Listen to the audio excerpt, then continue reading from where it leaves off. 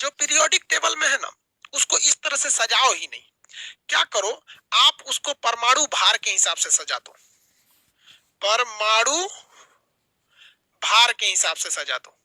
जो जो परमाणु भार है, जैसे जिसका परमाणु भार है 1 है, वो 1 पे रह जाएगा। जिसका 2 है वो 2 पे रह जाएगा। जिसका 3 है वो 3 पे। जिसका 4 है तो 4 पे रह जाएगा। समझ में आ गया कि नहीं आ गया? तो इन्होंने कहा कि परमाणु भार के हिसाब से सजा दीजिए। तो लोग कहे लोग कि हाँ भैया ये सही बोल रहा है, हमको सजाना चाहिए परमाणु भार के हिसाब से। लेकिन एगो समस्या समझिए, लेकिन समस्या ये हो गया कि हाइड्रोजन का परमाणु भार 1 होता है, ये यहाँ पे रह जाएगा, कोई दिक्कत नहीं है। हीलियम का 1 के बार 4 हो जाएगा। हीलियम का 1 के बार क्या हो जाएगा? 4। बीच का जगह खाली। अब इसके बाद उन्होंने कहा भार के हिसाब से 5 कोनों का भारे नहीं होता है। लिथियम का होता है 6, बेरिलियम का हो जाता है 9। 9 के बाद 10 होना चाहिए ना, तो ठीक है। बोरान का 10 होता है, 10 के बाद 11 होना चाहिए, कार्बन का 12 हो जाता है। 12 के बाद 13, 13 कोनों का होता ही नहीं, नाइट्रोजन का 14 हो जाता है। तो लोगों ने कहा ए मेंडलीफ हुआ, इसमें तो खाली जगह छूट जा रहा है, सबका सीटें नहीं बैठ रहा है। करा ये काम कीजिए, जो सीट नहीं बैठ रहा है ना, खाली जगह छोड़ दीजिए।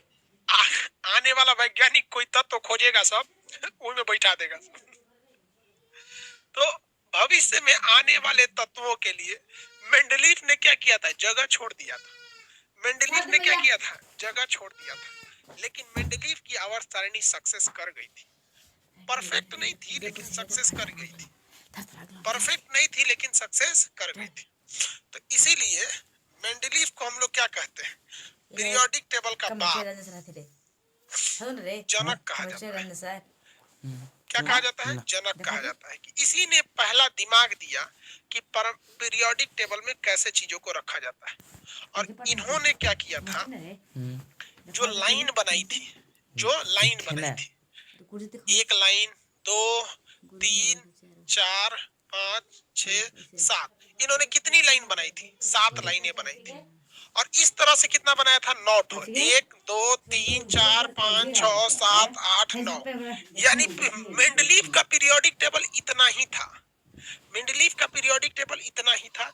इसके बाद के एरिया को मेंडलीफ ने खाली छोड़ दिया था कि आने वाले वैज्ञानिक तत्वों का जब खोज होगा तो इधर रखा जाएगा। और वाकई में उस समय इतने तत्व नहीं थे, उस समय 57 तत्व थे, 58।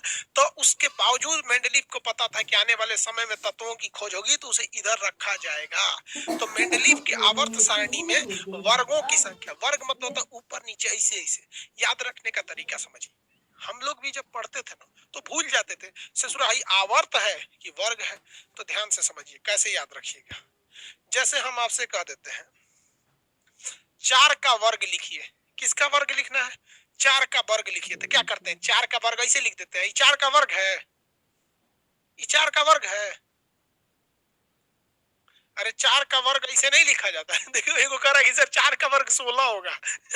वैसे नहीं थी, 4 का वर्ग ऐसे लिखा जाएगा। 4 का वर्ग ऐसे लिखा जाएगा। यानी वर्ग देखने के लिए ऊपर देखना पड़ेगा। वर्ग देखने के लिए ऊपर देखना पड़ेगा। क्या चीज? वर्ग देखने के लिए ऊपर देखना पड़ेगा। यही तो याद कराना चाहते थे, यही तो याद कराना है सर। ये ऊपर ऊपर वाला खांच को हम कहते हैं वर्ग। ऊपर वाले खांच को क्या कहते हैं? वर्ग। ऊपर वाले खांच को क्या कहते हैं? वर्ग। तो मेंडलीफ के आवर्त सारणी में वर्गों की संख्या कितनी थी? 9 थी। सॉरी इधर ना है 9। कितनी थी? 9 थी। अब बाकी जगह खाली दिए गए। आवर्त अब ऐसे वाला हो गया पीरियड यानी आवर्त, यानी ये ग्रुप हो गया, ये हो गया पीरियड। पीरियड की संख्या कितनी थी? 7। पीरियड की संख्या 7। इसमें 3 विशेषता। आवर्त बोलिए 7, वर्ग यानी ग्रुप बोलिए 9, खाली स्थान था। खाली स्थान किसके लिए था? भविष्य के लिए था। भविष्य के लिए था। आवर्त को इंग्लिश में क्या कहते हैं? पीरियड। कितने पीरियड थे? 7। कितने ग्रुप थे? 9। कितने ग्रुप थे? 9। लेकिन ये 100% सक्सेस नहीं हुआ क्योंकि बीच बीच में गैप बन जाता था। क्या होता था? बीच बीच में गैप बन जाते थे, जिस वजह से इसमें दिक्कत हो जाती थी। तब आया था मोस्ले। तब आया मोस्ले। एक्चुअली मोस्ले को आधुनिक जनक क्यों कहते हैं? मोसले जो आया था इसने खुद ही खोज किया था परमाणु क्रमांक का। परमाणु क्रमांक का खोज इसी ने किया था और कहा था कि प्रोटॉनों की संख्या को परमाणु क्रमांक कहा जाता है, एटॉमिक नंबर परमाणु क्रमांक कहा जाता है। और इसी ने कहा कि देखिए तत्वों को सजाने का सबसे बेहतरीन तरीका है कोई दिमाग नहीं लगाइए, कुछ मत कीजिए, जितना परमाणु क्रमांक है लाइन से सजा दीजिए। परमाणु क्रमांक है उसको कैसे सजा दीजिए? लाइन से सजा दीजिए। तो आज भी देखिए किस हिसाब से सजे हुए हैं, लाइन से सजे हुए हैं। 1 2 3 4 5 6 7 8 9 10 11 12 13 14। समझ गया? तो अभी जो हम लोग आधुनिक पीरियोडिक टेबल फॉलो करते हैं वो किसने बनाया था? तो आधुनिक पीरियोडिक टेबल का जनक किसे माना जाता है? आधुनिक मॉडर्न पीरियोडिक टेबल का जनक मोसले को कहते हैं। किसे कहते हैं? मोसले को कहते हैं। कहेगा कि परमाणु क्रमांक के आवर्ती फलन, आवर्ती फलन का मतलब होता है कि नियम, फलन का मतलब क्या होता है? नियम, फंक्शन। तो कह रहा है कि पीरियोडिक टेबल जो होता है वो किसका फलन यानी किसके नियम पर चलता है? तो वो परमाणु क्रमांक वाले नियम पर चलता है। कहेगा कि मेंडलीफ का परमाणु पीरियोडिक टेबल, मेंडलीफ का पीरियोडिक टेबल किसका आवर्ती फलन था यानी किस नियम पर चल रहा था? तो परमाणु भार पर चल रहा था। लेकिन कहेगा कि मोसले का परमाणु पीरियोडिक टेबल किसका आवर्ती फलन है? तो मोसले का परमाणु पीरियोडिक टेबल किसका आवर्ती फलन है, किसका पीरियोडिक फंक्शन है? तो the modern periodic table which was made by Mosley, it is the function of periodic function of atomic number, परमाणु क्रमांक का आवर्ती फलन है। किसका आवर्ती फलन है? परमाणु क्रमांक। तो देखो भैया घबराना नहीं, आवर्ती फलन जब आए एग्जाम में लिखा रहेगा मेंडलीफ का आवर्त सारणी आवर्ती फलन है तो उसको काट देना कलम से। वो तुमको जानबूझ के बहकाने के लिए बोल रहा है कि तुम घचपचा जाओ, उसको काट के आगे पढ़ना। जब मान के चलो हमने काट दिया आवर्ती फलन तो क्वेश्चन क्या हो जाएगा? मेंडलीफ का आवर्त सारणी आधारित है, दाएं दे ऑप्शन बी पे लिखा रहता है परमाणु भार, मार दीजिएगा। लेकिन जहां पूरा पढ़ लिए मेंडलीफ का आवर्त सारणी किसके आवर्ती फलन पर आधारित है तो दिमागे घूम जाएगा इसे। आवर्ती फलन, what is this? I don't know. किसी को दिक्कत तो बोलो, समझ आ गया? आपके मन में एक सवाल गूंज रहा है, आपके मन में एक सवाल गूंज रहा होगा, हमारे मन में भी गूंजा करता था। क्या गूंजा करता था? कि भैया हाइड्रोजन हेदे है, हाइड्रोजन हेदे है, हाई है हाइड्रोजन, ससुरा हिये हीलियमवा को काहे नहीं रखा, हेतना हेला के उधर काहे रखा? जबकि इसमें परमाणु क्रमांक 1 है तो 2 ही रख देता।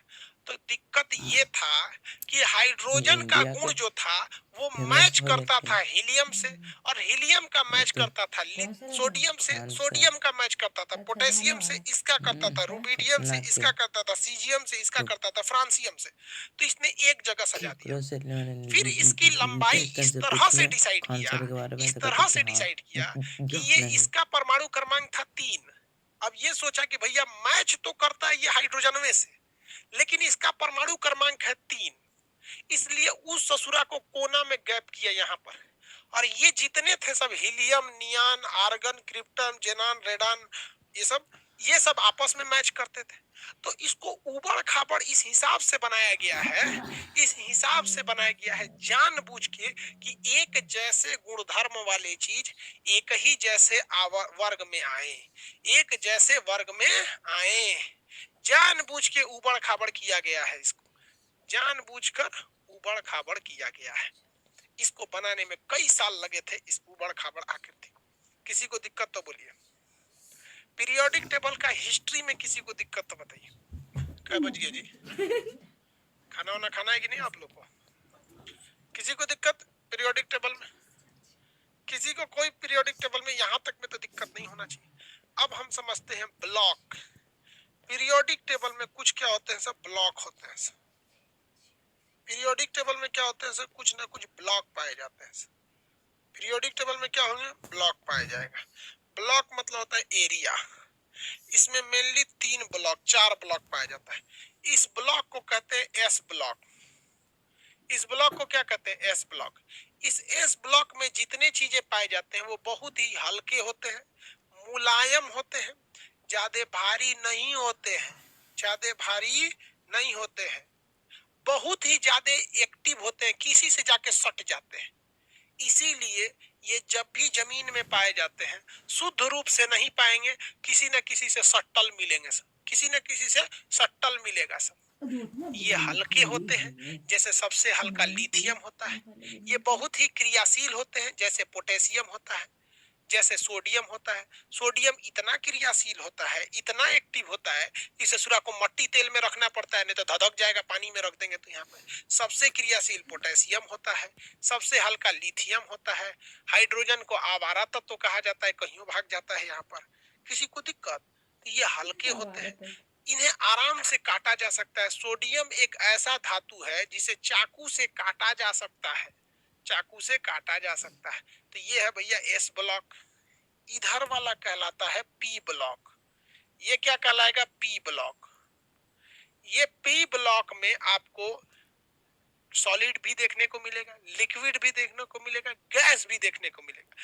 इसमें मेटल भी मिलेगा, नॉन मेटल भी मिलेगा, और आपका ये मेटलॉइड यानी अर्धचालक भी देखने को मिलेगा।